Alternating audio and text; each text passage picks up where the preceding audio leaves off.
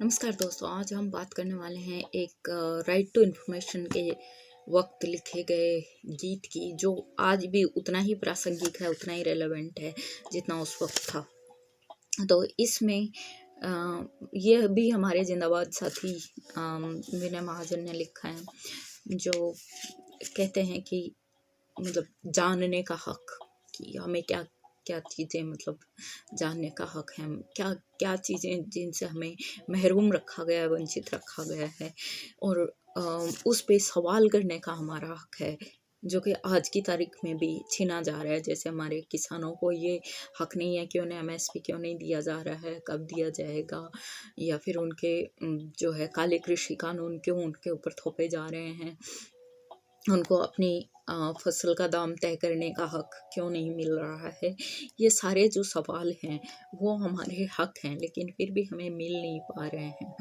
तो इस पर ये लिखा गया था गाना, और इसको आप समझना, और ये हमारे जीवन में मतलब बहुत ही महत्वपूर्ण स्थान रखता है। अगर हम अपने बच्चों को ये सवाल पूछना सिखा दें तो शायद कोई भी हमारे ऊपर, कोई भी सरकार जुल्म नहीं कर पाएगी। तो ये कहते हैं जानने का हक, मेरे सपनों को जानने का हक रे, मेरे सपनों को जानने का हक रे, क्यों सदियों से टूट रहे हैं, इन्हें सजने का नाम नहीं, मेरे हाथों को ये जानने का हक रे, मेरे हाथों को ये जानने का हक रे, क्यों बारिशों से खाली पड़े हैं, इन्हें आज भी काम नहीं। बहुत सारे हमारे मजदूर किसान हैं जिनको काम नहीं मिल रहा है, जो सड़कों पर दर दर की ठोकरें खाते हुए, भटकते हुए घूमने को मजबूर हैं, क्योंकि उनको ना तो प्रॉपर पैसा मिल रहा है, ना ही काम मिल रहा है, और ना ही काम के बदले उनको मेहनताना मिल रहा है प्रॉपर। तो आगे कहते हैं, मेरे पैरों को ये जानने का हक रे, मेरे पैरों को ये जानने का हक रे, क्यों गाँव गाँव चलना पड़े हैं, क्यों बस का निशान नहीं, मेरी भूख को ये जानने का हक रे, मेरी भूख को ये जानने का हक रे, क्यों गोदामों में सड़ते हैं दाने, मुझे मुट्ठी भर धान नहीं, क्यों गोदामों में सड़ते हैं दाने, मुझे मुट्ठी भर धान नहीं। गोदामों में हमारे काले बाजारी की वजह से धान सड़ता होता है और हमारे गरीब भूख से मर जाते हैं। उस पर सवाल किया गया, मेरी बूढ़ी माँ को जानने का हक रे, मेरी बूढ़ी माँ को जानने का हक रे, क्यों गोली नहीं सुई दवा खाने,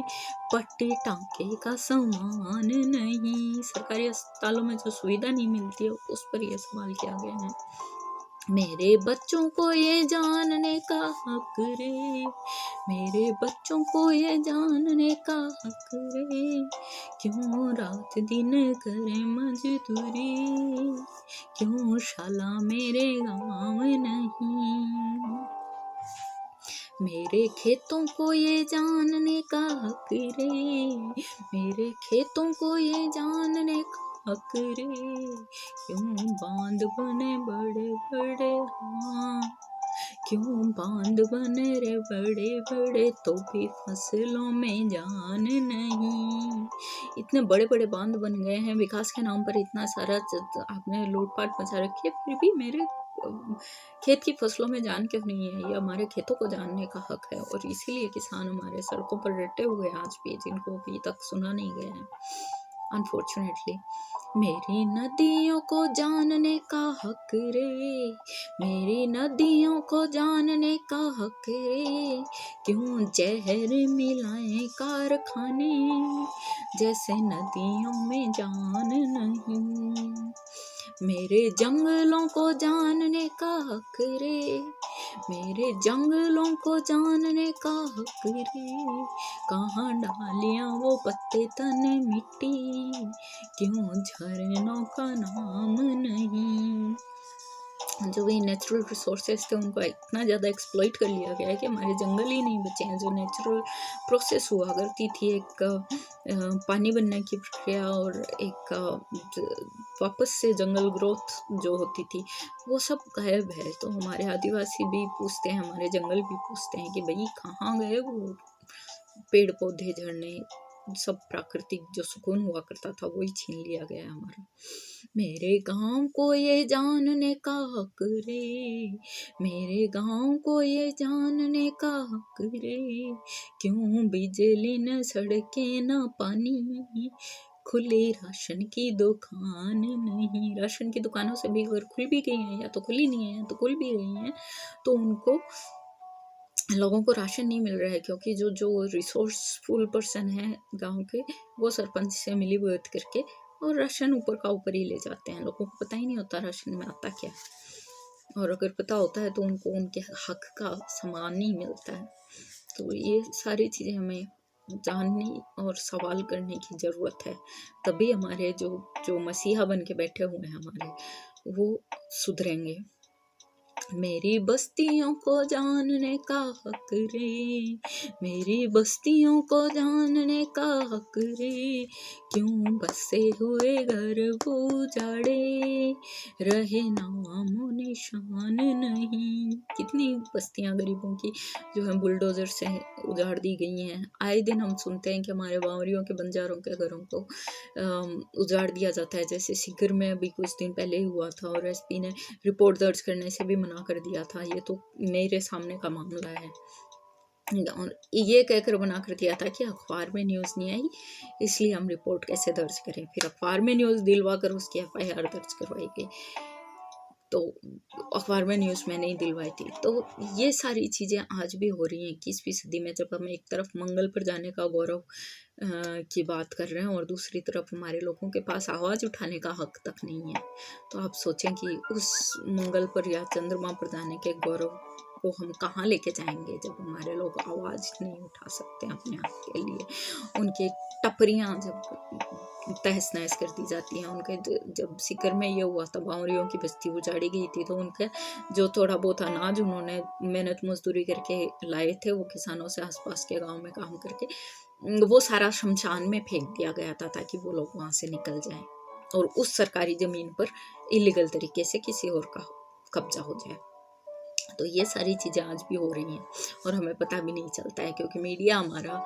या तो जो है हॉलीवुड बॉलीवुड के पीछे पड़ा रहता है, या फिर ऐसी फनी कहानियाँ लेके आता है जो वास्तविक जीवन में जिनका कोई महत्व नहीं होता है, या विज्ञापन देता रहता है। हमारी जो वास्तविक जीवन में घटनाएं होती हैं, जो हमारे जीवन को प्रभावित कर रही हैं, उनसे इनका कोई सरोकार नहीं होता है, इसलिए हमको आज ये दिन देखने पड़ते हैं।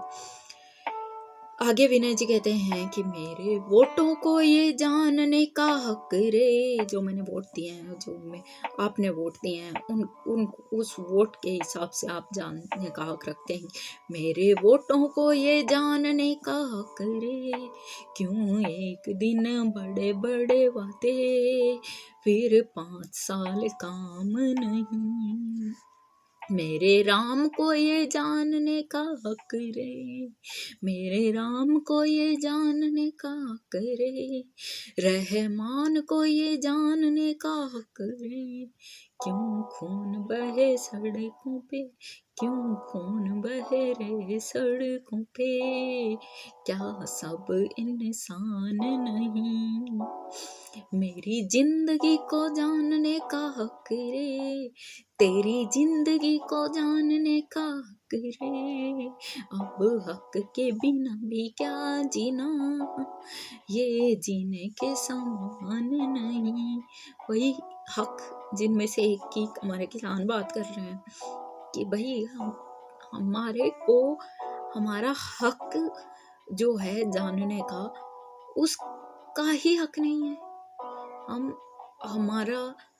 प्रोडक्ट है, कोई फैक्ट्री में एक प्रोडक्ट बनता है, एक पेंसिल बनती है, पेट्रोल खदान से निकाला जाता है, उसका हक, उसका जो प्राइस है वो फैक्ट्री का मालिक डिसाइड करता है। तो फिर हमारा जो किसान खुद बोता है, खुद काटता है फसल और फिर प्रोडक्ट को मार्केट में लेके आता है, उसको फिर अपना मूल्य निर्धारित, अपने फसलों के मूल्य निर्धारित करने का अधिकार क्यों नहीं है? उसके लिए फिर जो मिनिमम सपोर्ट प्राइस है वो इतनी कम क्यों रखी जाती है और हमारे आकाओं के द्वारा क्यों रखी जाती है? वो हमारे जो मेहनत मजदूरी करने वाले भाई बंधु हैं उनके द्वारा क्यों नहीं रखी जाती? क्यों हमारे मजदूरों की जो एक दिन की रेट